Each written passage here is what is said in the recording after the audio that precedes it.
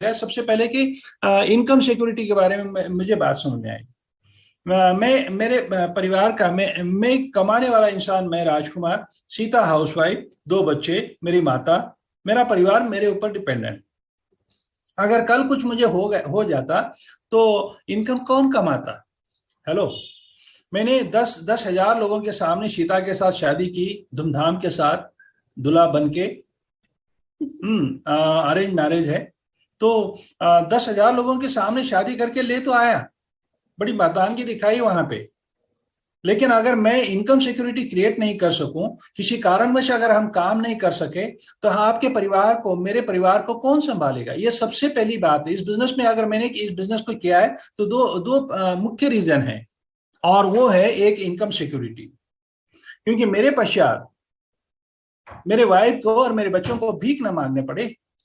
भीख मांगने के तरीके अलग अलग होते हैं, आपको नहीं पता। बैंक के पास जा रहे हो तो वो भी एक भीख मांगने का तरीका है भैया। और मिडिल क्लास फैमिली में लोगों को भीख मांगने के बड़े बड़े अच्छे कारण मिलते हैं। बिटिया की शादी है ना, इसलिए हमने लोन लिया। हेलो। बिटिया की शादी 21-22 साल के बाद आई है, 21 साल पहले पता था ना तेरे घर में बिटिया पैदा हो गई है। हेलो। ये किसने सोचना चाहिए था? हाँ। तो इनकम सिक्योरिटी ये सबसे इंपॉर्टेंट बात है।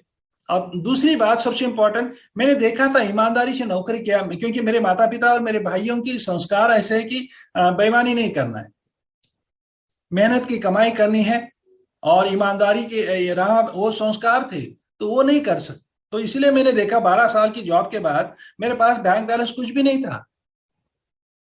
मेरा पासबुक, क्योंकि मैं ओपन मीटिंग में जाके हॉल हॉल में ऑफलाइन ओपन मीटिंग को जाके बैठा था, तो स्टेज के ऊपर के स्पीकर बोलते थे आपका बैंक बैलेंस बहुत अच्छा होगा। मैंने देखा मेरा पासबुक खोल के तो मुझे शर्म आई, और मैंने झट बोल के बंद कर दिया। ऐसा आप समझ सकते हैं। तो मैंने ये सोचा कि, और आपको भी पता चलेगा, दाल दाल आटे का भाव अगर आपको पता चला ना, तो आपको समझ समझ में आना चाहिए। और एक मैसेज यहाँ पे आपके लिए ये है कि good life is enemy of great life. आज जितेंद्र ने आपको मैसेज भी भेजा है, पेन और पेपर लेके बैठे रहिए। तो तो ये बातें बहुत इंपॉर्टेंट है दोस्तों। आज हम आपके सामने दिल खोल के बात कर रहे हैं, क्योंकि हमें पता है गोल्डन रूल है, जो दोगे वो कई गुना मल्टीप्लाई होके मिलेगा। और ऐसा नहीं है कि आज आप बैठे हैं तो यहाँ मेरा ऑर्गेनाइजेशन भी बैठा है।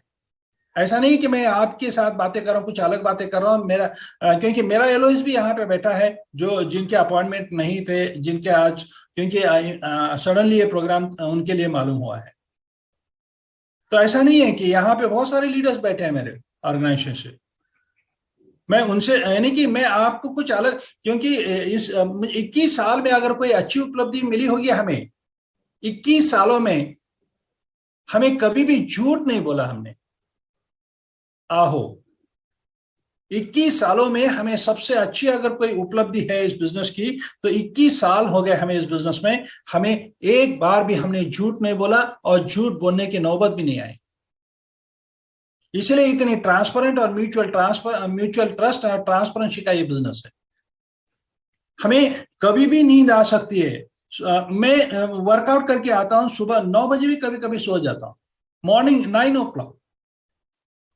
हाँ, मैम और घर के सब मेड सारा कुछ काम चल रहा होता है, और मैं बेडरूम में सो चुका होता है। हमें, क्योंकि आज एक जिंदगी ऐसी बन चुकी है दोस्तों, डायमंड क्लब में आने की बदौलत जिंदगी ऐसी बन चुकी है, छोटे बच्चे की तरह चाइल्ड लाइक बन चुके हैं हम। जितेंद्र और शालिनी जब हमारे साथ रहते, नितेश और अंकिता जब हमारे साथ रहते, हम चाइल्ड लाइक बनते हैं। हम चाइल्डिश नहीं बनते, चाइल्ड लाइक बनते हैं। समझने की कोशिश करो आप। तो हम डायमंड क्लब में इतनी मजा करते, इतनी मजा करते हैं। तो हम ये बताना चाहते, सबसे पहले मैंने ये तय कर लिया कि मैं आज जहां पे हूं वहां पे क्या है। मैं 60 साल की उम्र में रिटायर हो जाऊंगा, फिर 60 साल के बाद पेंशन मुझे मिलेगा, आधा मिलेगा, मेरे पश्चात मेरे वाइफ को और आधा मिलेगा। सोचने की बात है।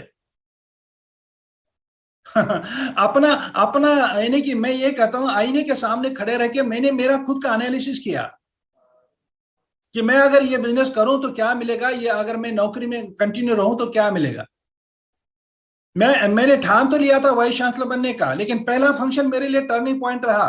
पहली एफडी कांति लता गाला को देखा मैंने। कांति लता गाला की वो मेरा बाप है पढ़ाई में, कांति लता गाला, क्योंकि मैं अमेरिका जाना चाहता था और वो अमेरिका से पीएचडी है। मैंने पीएचडी तक पढ़ाई किया, पीएचडी के आगे भी पोस्ट डॉक्टरेट होता है, वो कांति ने पोस्ट डॉक्टरेट किया। मैंने इतना सारा रिसर्च किया, लेकिन मेरे रिसर्च के लिए मेरे पास पैसा नहीं था पेटेंट के लिए अर्जी करूं, क्योंकि एक पेटेंट लेने के लिए करोड़ों रुपए लगते हैं। और कांति लता गाला के पास कई सारे डजन भर पेटेंट है, और वो हमेशा बोलते हैं कि I used to design drug. वो केमिस्ट्री से बिलोंग करते हैं, तो I used to design drug.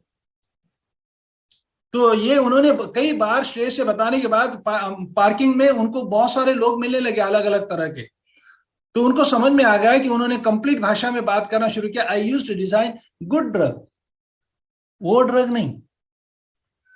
तो ये सारी बातें मैंने अच्छी तरह से सुना पहले फंक्शन में कांति लता को, और मैं रिलेट कर पाया कांति लता को। और कांति लता जब स्टेज पे आए तो 40,000 लोग अंधेरी क्रिकेट स्टेडियम में पहला एफडी हुआ, और उस फंक्शन में 40,000 लोग उठ के कांति लता गाला को तालियां लगा रहे थे, जैसे आज आप लगा रहे आहो, जैसे आज आप तालियां लगा रहे आहो।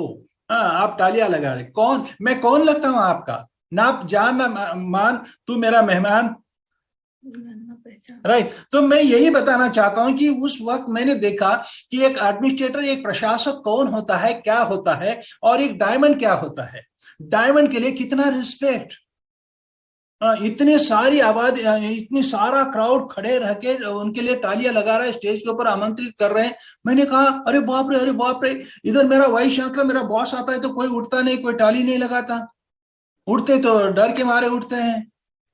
और वाइस चांसलर के चेंबर में जैसे भी जाते हैं तो वहां पे यस सर, कमर में 90 डिग्री से झुक जाते हैं, यस सर, ओके सर। और जब प्रशासक होते हैं उसके चेंबर के बाहर आने के बाद उन्हीं को गाली देते हैं।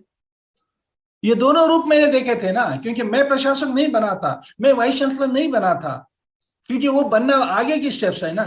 लेकिन वाइस चांसलर के चेंबर में क्या होता है, वाइस चांसलर के बाहर क्या होता है, और इधर डायमंड के साथ क्या होता है, डायमंड के एब्सेंटी में क्या होता है।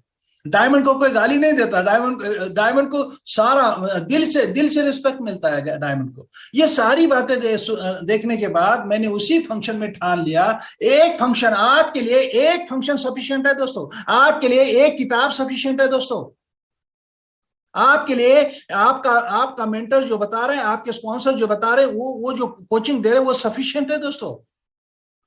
आप अपने सपनों के लिए आए हैं, किसी के ऊपर उपकार करने के लिए नहीं आए हैं। ये समझने की बात है, आपके बच्चे हैं, आपका परिवार है, आपका लाइफस्टाइल है, आपकी इनकम सिक्योरिटी है, आप जिंदगी एंजॉय करना चाहते हो। कल मंडे है तो मंडे को संडे आप करना चाहते हो, तो दायित्व किसने लेना है। तो ये बात समझ में आई। फिर मैंने कुलीन जी के साथ मेरा काउंसलिंग चल रहा है। कुलीन जी है, किरण देसाई जी है, भारत में किरण स्नेह देसाई मुझे नर्चर किए हमें, और इंटरनेशनल लेवल पे कुलीन एंड मीना जी ने हमें नर्चर किया, और मैं एक अच्छा स्टूडेंट बना। और मैंने ठान लिया कि भाई अभी यहाँ से रुकना है तो डायमंड रुकना है, अभी वाइस चांसलर को रहने देते हैं बाजू में, वो भी अच्छा है, कोई बुरा नहीं है, लेकिन उसके कुछ लिमिटेशन है और सब वाइस चांसलर नहीं बन सकते। लेकिन इस फंक्शन में जो जितने भी हो ना, आप सभी डायमंड बन सकते हैं। हाँ कि ना? हाँ, आहो आहो। यहाँ कोई अगर आप आईआईटी हिट करना चाहते हो तो उसका कोटा सिस्टम है।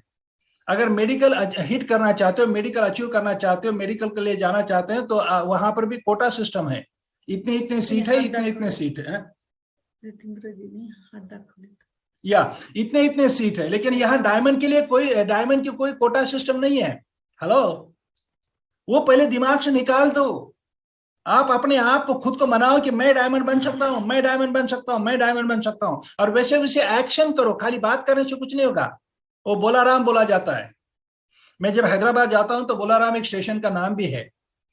तो वो बोलाराम नहीं बनना है, एक्शन के साथ आपकी वाणी और आपकी कृति, उसमें दोनों में सुसंगत होना चाहिए। तो इसी तरह से फिर मैंने ठान लिया और आया। वापिस आने के बाद सीता को बोला कि अभी मैं डायमंड बनना चाहता हूँ, मैं डायमंड बनने वाला हूँ, और आप जितना सपोर्ट करो, बाकी का सारा मैं संभाल लूंगा।